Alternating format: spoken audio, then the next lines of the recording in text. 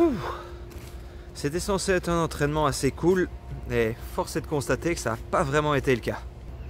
Malheureusement, c'est un peu ça aussi la reprise, ça va pas toujours comme on aurait bien envie que ça se passe. Mais du coup, que faut-il faire pour que cette reprise se passe au mieux? Quels sont les points à respecter pour faire de cette reprise une réussite? On voit ça tout de suite.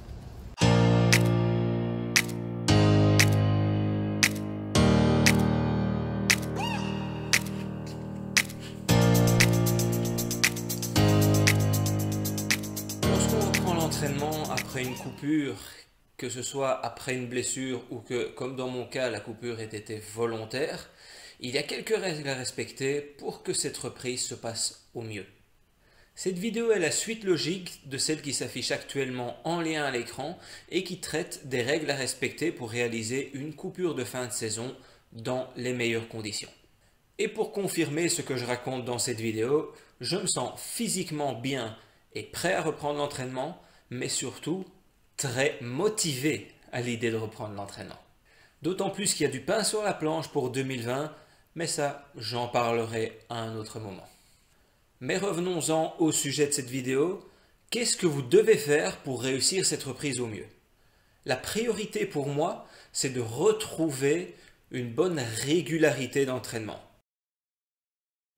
À la différence de la phase de coupure où vous vous entraînez vraiment quand vous en avez envie, ici, il est nécessaire de repartir de votre planning et de réorganiser votre semaine d'entraînement. Vous le savez aussi bien que moi, les premiers résultats reviennent avec la fréquence d'entraînement. Au plus vous allez vous entraîner, au plus vous aurez du résultat. Maintenant, comme vous reprenez l'entraînement, il n'est vraiment pas nécessaire d'aller chercher des entraînements très longs ni très difficiles, ça j'en reviendrai un peu après, mais surtout, ne dépassez pas 2 entraînements par discipline par semaine, ce sera déjà bien assez pour reprendre un rythme. Si vous sentez qu'il faut même encore en sauter un parce que la fatigue devient déjà trop importante, faites-le. Le but est de reprendre de manière régulière, mais surtout de manière progressive. Donc à mon sens, pour l'instant, ne dépassez pas 1 heure d'entraînement, maximum 1h15, particulièrement en piscine si vous devez refaire vos gammes et refaire de la technique comme je le préconise à 300%, ça prend un petit peu plus de temps, vous êtes lent en piscine et vous faites vraiment attention à vos sensations, à vos appuis, à vos mouvements. Mais par contre, en vélo, en course à pied, n'excédez pas 1 heure, ça sert vraiment à rien actuellement. Et si je dis ça, c'est parce que votre corps n'est pas encore prêt à supporter un volume très important. Si vous excédez ce temps de travail, vous augmentez le risque des blessures et c'est vraiment pas une bonne idée quand on reprend l'entraînement. Si la régularité est déjà très importante lors de votre reprise d'entraînement, l'intensité l'est tout autant. Ce qu'il est important de faire, ce sont des entraînements à basse intensité, ce qu'on appelle des entraînements en endurance fondamentale, voire en endurance extensive. Pour vulgariser un peu ces termes, vous devez vraiment rester dans une zone de confort. C'est vraiment dans cette zone-là que vous allez bâtir les fondations de votre condition physique qui vont vous aider à aller assimiler l'augmentation de la charge des futurs entraînements. Maintenant, durant ces entraînements, n'hésitez pas à rajouter un petit travail de vitesse pour ne pas perdre cette qualité indispensable dans tout sport d'endurance. Ça pourrait se résumer à 10 mètres de sprint en natation et les 40 mètres suivants en nage vraiment souple et détendu, ou en course à pied, 10 petites accélérations de 20 secondes avec au minimum 40 secondes de récupération, accélération se rapprochant de votre VMA par exemple. Si durant votre semaine d'entraînement vous faites 2 séances par sport, donc 6 entraînements au total, faites genre 2 entraînements de ce type-là pour casser un peu la routine et la monotonie des entraînements qui peut avoir lieu à faible intensité, même si ce sont des entraînements que j'apprécie de plus en plus avec l'âge. Troisième clé indispensable pour réussir votre reprise, la technique. Et ce, dans les 3 sports.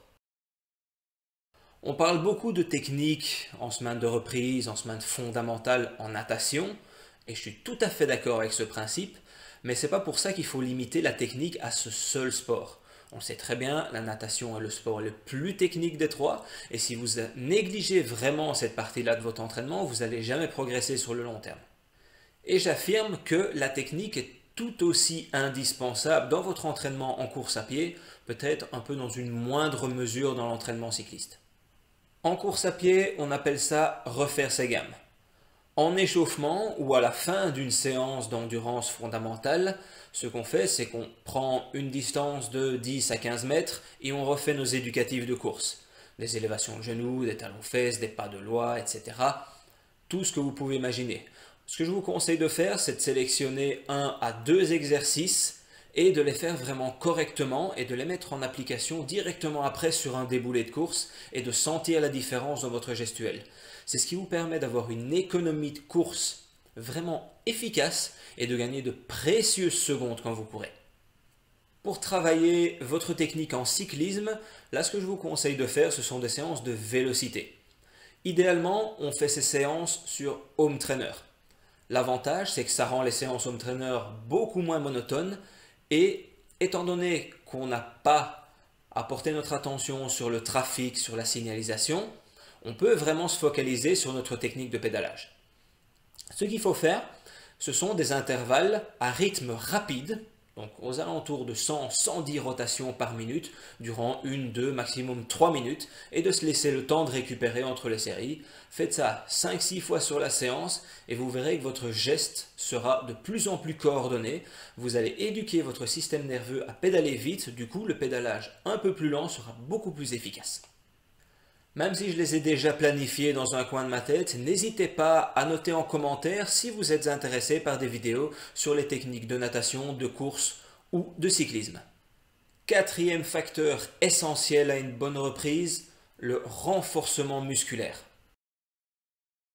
Même si je pense que le renforcement musculaire fait partie intégrante de votre entraînement durant toute la saison, il est primordial de le faire en phase de reprise. On peut voir le renforcement musculaire de deux manières différentes.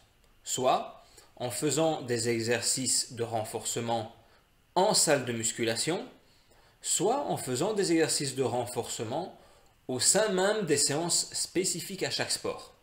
Par exemple, en natation, ce serait de faire vos longueurs avec des paddles au niveau des mains. En course à pied, ce sera aller courir dans les bois, aller chercher des intervalles en côte, ou en cyclisme, faire des intervalles de force sur le home trainer. Là aussi, une vidéo dédiée au renforcement musculaire est déjà en préparation quelque part dans un coin de ma tête. Dernière chose importante à mes yeux pour réussir sa reprise, soyez indulgent et patient. Comme j'ai pu le dire en introduction de cette vidéo, mon entraînement en course à pied de ce matin ne s'est pas vraiment passé comme il aurait dû. J'avais prévu d'aller courir 8 km à un rythme vraiment très tranquille en endurance fondamentale et d'enchaîner sur 4 km à un rythme légèrement plus rapide.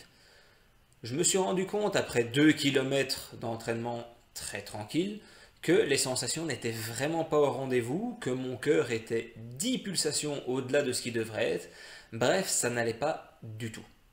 J'ai décidé de continuer de courir malgré tout en espérant que mes sensations reviennent, mais il a fallu que je me rende à l'évidence. Après 4 km, j'ai fait demi-tour et je suis tranquillement rentré chez moi en ayant péniblement fait 8 km à une intensité qui pour moi était censée être très confortable.